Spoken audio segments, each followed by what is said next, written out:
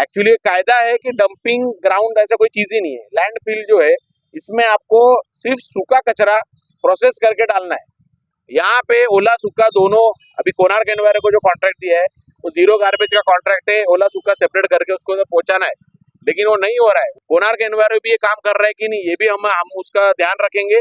और ओला सूखा कचरा के लिए पिट्स हर पैनल में वही के वही होने के लिए इन लोग बोल रहे थे चालू है, हमको मालूम है ऐसा कुछ है नहीं। इसके लिए वो सीरियसली साहब को बोला एक वीक में आप सारा रिपोर्ट लो सही में चालू है कि नहीं। कि आज ऐसा हो रहा है कि 60% सूखा आ रहा है और 40% सूखा आ रहा है और 60% गीला कचरा आ रहा है। तो यही तकलीफ है, जो बदबू और ये जो बीमारियां है इसका जड़ वो है। क्योंकि मेन मुद्दा ये है कि कचरा कौन सा जा रहा है, आपके पास जगह नहीं है, वो सब आपकी बहानेबाजी पिछले 10-15 सालों से म्यूनसिपालिटी कर रही है। इस आंदोलन से खुलकर सामने आई है कि वहां पर जो पूरा ढेर लगा हुआ है, पर्वत बन गया है कचरे का, ये इस बात का सबूत है कि उल्लासनगर मनपा क्षेत्र में सॉलिड वेस्ट मैनेजमेंट का काम सही तरीके से नहीं चल रहा है। दिसंबर 25 तक डंपिंग ग्राउंड वहां पर चलने वाला नहीं है, दिसंबर 25 तक इलीगलिटी चलेगी।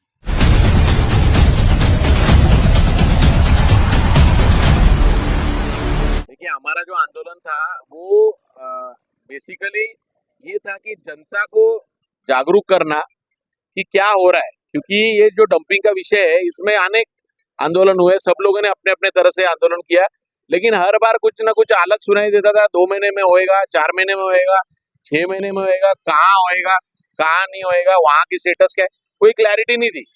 तो जनता को अवेयर करना ये हमारा काम था और इसके लिए हमने उनको बोला था कि जब तक आप हमको कॉन्क्रीट बताते नहीं कि कभी तक यहाँ डंपिंग होना चालू होगा, बंद होगा और नया जगह कभी तक चालू होगा, तब तक हम लोग यहाँ से उठेंगे नहीं। और उसके लिए कल उन्होंने जो लेटर दिया था उसमें वो सब माहिती थी नहीं।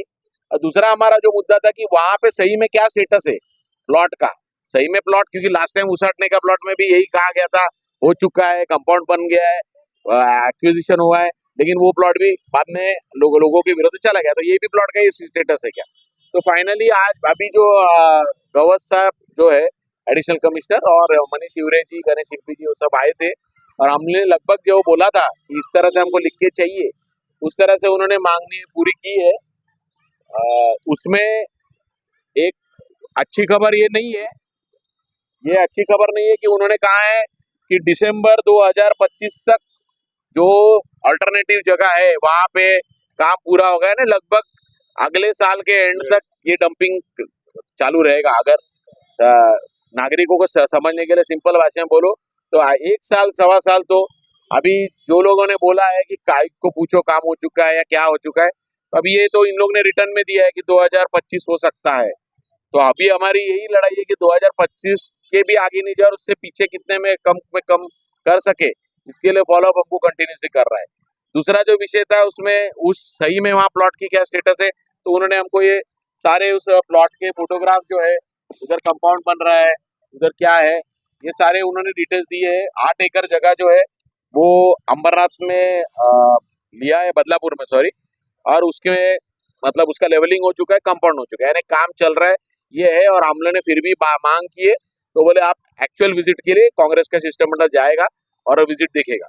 और तीसरा हमारा था जो तकलीफें हो रही है, और अभी समझो 1 साल अगर लोगों को डंपिंग को फेस करना है तो ये तकलीफों को कम करने के लिए हम लोग क्या उपाय योजना कर सकते हैं। तो उसके लिए हम लोग खुद सभी लोग वहां पे गए थे ये देखने के लिए, साहब को डंपिंग के साइट पे गए थे, उनको वहां से अवगत कराया हमने क्या क्या इश्यूज है। जिसमें एक प्रमुख का इशू ये है कि एक्चुअली कायदा है कि डंपिंग ग्राउंड ऐसा कोई चीज ही नहीं है। लैंडफिल जो है इसमें आपको सिर्फ सूखा कचरा प्रोसेस करके डालना है। यहाँ पे ओला सूखा दोनों, अभी कोणार्क एनवायरो को जो कॉन्ट्रैक्ट दिया है वो जीरो गार्बेज का कॉन्ट्रैक्ट है, ओला सूखा सेपरेट करके उसको पहुंचाना है, लेकिन वो नहीं हो रहा है। वही हम लोगों ने बोला है कि इसके आगे ये हमारी जो लड़ाई है वो यही है कि यहाँ के डंपिंग पे सिर्फ सूखा कचरा आएगा, ओला कचरा हम लोग आने नहीं देंगे, ये हमारा आगे का भूमिका होगी। इसलिए अभी भी आप जो भी कर सकते हैं, जनता को भी इसमें सहभाग करना होगा, जनता को भी ओला सूखा कचरा सेपरेट खुद करके देना होगा। लेकिन कोणार्क एनवायरो भी ये काम कर रहा है कि नहीं, ये भी हम उसका ध्यान रखेंगे। और ओला सूखा कचरा के लिए पिट्स हर पैनल में वही के वही होने के लिए इन लोग बोल रहे थे चालू है, हमको मालूम है ऐसा कुछ है नहीं। इसके लिए वो सीरियसली साहब को बोला एक वीक में आप सारा रिपोर्ट लो सही में चालू है कि नहीं, और वो चालू करके कब इधर 80% 90% कम से कम सूखा है, 10-20% मिक्स में आए वो ठीक है, लेकिन आज ऐसा हो रहा है कि 60% सूखा आ रहा है और 40% सूखा आ रहा है और 60% गीला कचरा आ रहा है। तो यही तकलीफ है, जो बदबू और ये जो बीमारियां है इसके जड़ वो है। तो ये चीज के लिए हम लोग अभी इसके आगे की लड़ाई चालू रखेंगे। और अभी ये जो माहिती है, ये हमारे जो भी अभी हमारे इस आंदोलन में बहुत जनों ने हमको समर्थन दिया, जो प्रकाश रोहरा उनकी पूरी टीम रहेगी, नरेश रोहरा जी, प्रकाश रोहरा जी ह्यूमन राइट्स की, मनीष ठाकुर जी इनकी पूरी टीम रहेगी, या फिर अपने कुछ अपना जितने भी जिन्होंने इसके लिए समर्थन दिया था उनके साथ बैठ के आगे की भी लड़ाई के लिए ये डॉक्यूमेंट हमको कहाँ काम आ सकता है वो करेंगे, और इस सब चीज का माहिती लेके इसको हम लोग कंटिन्यू रखेंगे। इस तरीके से इन्होंने जिक्र किया कि जो है काम चल रहा है और जो है लगभग 1 साल से भी अधिक शहर के नागरिक को, लेकिन टेंडर प्रक्रिया जो है पहले से हो जाती है। महानगर पालिका की यदि इसकी बात करें और उसमें जो विवाद हमेशा से जुड़े रहे हैं, आपने अक्सर जो है आर्थिक परिस्थितियों को उठाया है, इसमें भी यही चीज नजर आ रही है। जिन्हें ब्लैक लिस्टेड किया जा रहा है उन्हें ही कॉन्ट्रैक्ट दिया जा रहा है। पहले ही ये जो विवाद है काफी गरमाया हुआ है, इसमें कोई हल नहीं निकल पा रहा, तो इस नजरिए को कैसे देखते हैं?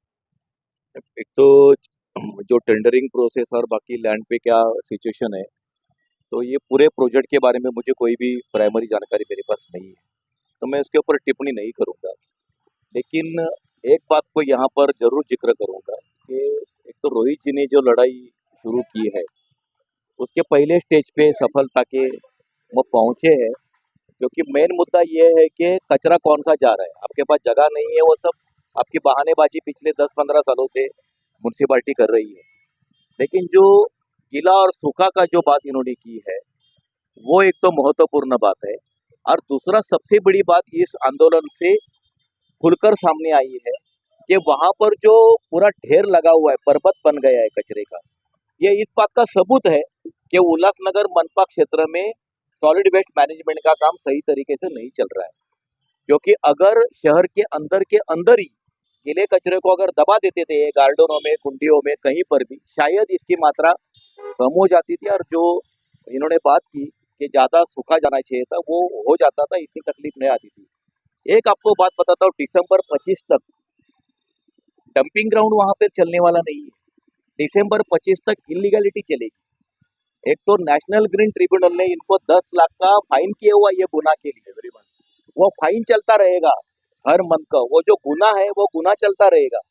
और सॉलिड वेस्ट मैनेजमेंट में एक महत्वपूर्ण बात है कि कचरा जहाँ पर डंप किया जाता है वो खुले आंखों से दिखना नहीं चाहिए, यहाँ तो पर्वत बन गए हैं, तो उसको आप किस तरह से बरकरार रखोगे और चालू रखोगे, ये बड़ी इंटरेस्टिंग बात है। और ये गैर कानूनी बातों को ये दिसंबर 25 तक किस तरह से खींचते हैं, ये हमें देखना एक बहुत बड़ी रंजक बात होगी। हमारी बातचीत करने के लिए बहुत बहुत धन्यवाद।